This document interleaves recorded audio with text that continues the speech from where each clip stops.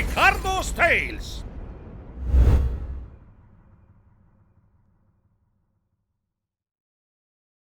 This morning I found a snake under my bed. And since I'm afraid of them just as much as losing my teeth, I brought it to a landfill to cut it with blades for cutting. Unfortunately, I slipped into a evil hole, deep like tooth decay. I would have been dead if I hadn't fallen on the fire that softened the sudden fall. The mayor awarded the fire with a medal and the key of the city. It's a pity that it turned out the mayor was a bush. But the fire took it pretty well anyway. They're really good friends now, and they spend every night together watching Scrubs and eating chocolate cookies. That's so sweet.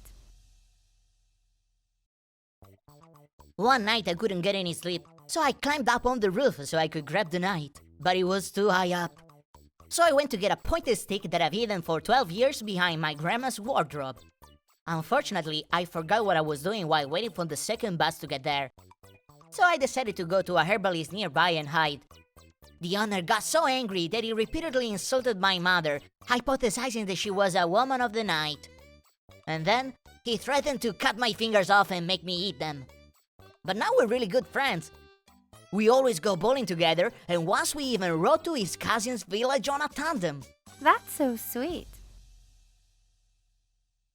When I was very little, my mother used to always send me to school. But I was afraid she would take me to a place where everyone had to eat open mouth, and I didn't want to see what the other kids were eating.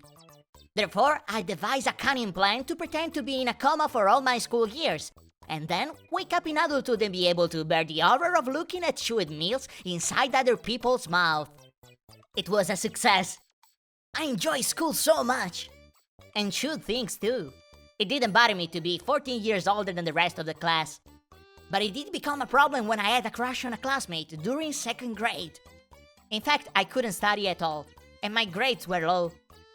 Because we used to spend every evening and in the garden, while I put and so I didn't pass the year. Luckily, I asked my neighbor to go back in time and fix everything, just like my teeth. That's so sweet.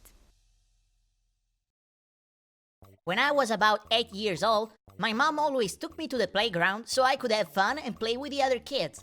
My very best friend in the very whole world was Hugo. We were close like teeth to gums.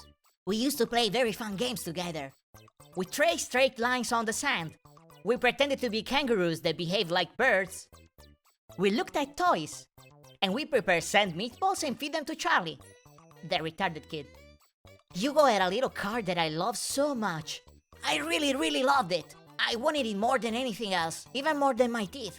So I decided to steal it from him when he threw the car on the ground because he didn't want it anymore. To rule myself out as a suspect, I asked him to play hide and seek, so I could trap him in a plastic bag, dig a ditch, and bury him 6 feet under the ground. His parents were so devastated that the mother hung herself. Hugo was found 5 months later. My parents told me off a lot, and my father grounded me. That's so sweet. Around the end of August, I wanted to work a bit and earn some money. So I asked a passerby to help me. His name was Mark. We became friends immediately. He always took me riding with him on his motorcycle and he made me try guacamole for the first time. He gave me his job as a chef in a pizzeria, and even if I didn't know how to cook, his boss employed me anyway because he said I reminded him of his mother and the crayons from when he went to kindergarten. We laughed all the time, even at the same time. My pizzas always tasted like burnt charcoal and hard peanuts. However, the customers still appreciated the effort and they always paid double as a gesture of solidarity. After a few months, the boss had to fire me because I mistakenly spilled a ball of salt on the counter. We were both very sorry. And I was probably even more sorry than him. Especially because after the incident, I had to set his house on fire. That's so sweet. As a kid, I dreamt of being a fireman someday. So my mother took me to the doctor because she believed that these nightmares would have driven me insane. The doctor was nice and smelled of ham and mayonnaise. He always used to give me lollipops and Freddie Mercury records. Once, he told me that while in Spain, he'd seen the actor who plays Mr. Bean. After 4 examinations, the doctor told my parents I was fine. except for the fact that one day I would die. They got really worried, and to make me feel better, they took me to Disneyland for 3 years. Everything was bright and shiny, just like my teeth. My father was laughing all the time, and we couldn't talk to him for the first 4 weeks. It's a shame we didn't go on any rides. But the lines were so long that my father chose to remain seated on the bench and wait for them to be empty. And perhaps this is the moral of the story. That's so sweet. Walking around the supermarket parking lot, I met a beautiful girl, like my teeth. I liked her a lot, but I wasn't brave enough to talk to her. So I had a Sharon Osbourne's face tattooed on my back, hoping to gain some points. I asked her to meet up in front of a guy who would walk near my house around 6:27. Her name was Chiara. She was amazing. Her hair smelled like carrots. Her eyes were that color that starts with a G that I always keep forgetting. And she had the most wonderful nostrils that I ever seen in all my life. She was so sweet. We went to a Chinese restaurant to eat burgers that we bought at McDonald's. We walked for hours at the airport looking for a place to sit down.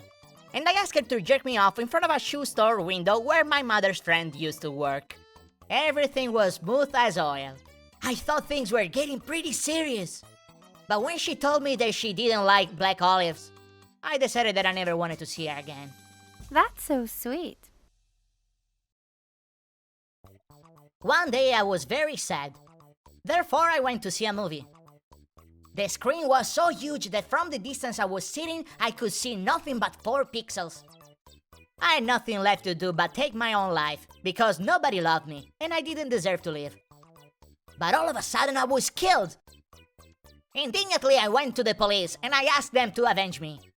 The police killed the monkey who assassinated me, and when they gave me the receipt, I felt sick and puked on my trousers. Everybody was laughing very hard. This allowed me to kill the cop, so I could avenge the monkey. Which I couldn't remember what he did in the first place. It was finally time to assassinate myself. But I remembered that Lost Babies was starting in 5 minutes. So I killed myself quickly because I didn't want to miss it. That's so sweet. 1 year ago, I organized a trip to France with my friends because we wanted to taste the long bread.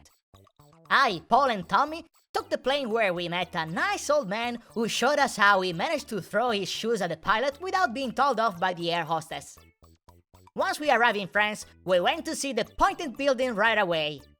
Since we didn't have a camera, Tommy had a brilliant idea, and we used a tape recorder to describe what we saw instead of taking pictures. After spending the whole morning looking at France, we went into a hotel and asked for direction to find a place nearby to spend the night. Immediately, the Frenchman spilled a pile of red paint buckets on his head. This made France laugh so hard that the judges gave our trip the highest score. They threw a die right away to decide how many cups we would have to bring home. But out of respect for 2 French hobos who were asleep on the back of our old classmate, we chose to argue with everybody and never come back again. That's so sweet. During Halloween, I went fishing with my father. The boat was very long, so long one tip would crash into the other. But nobody thought this was funny. My father used all family photos as a bait because he said that the black and white of our relative's picture intrigued the fish. But this, obviously, wasn't true. They were attracted by the photos only because they were so old they knew my grandpa and grandma. So they went there to say hello to them. It would have been the end for them if my father hadn't used a Latin dictionary to capture them. But even if he had caught them, he would have freed them anyway, because my father is a vegetarian. After 6 hours, my father decided to take a taxi and go back home, leaving the car at the lake. When we got home, my mother welcomed us with an inviting smell of chocolate cookies. I ate so many that my father asked me if I wanted some more, and I was obviously forced to say no, being by then satisfied by the feast I'd just had thanks to my mother, who had cooked them to feed us with them. That's so sweet.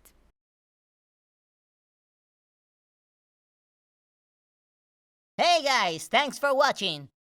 Click here if you want to see more videos. Or, I don't know, follow me on Instagram or something. Buy my t-shirts. That's right, you should buy my t-shirts.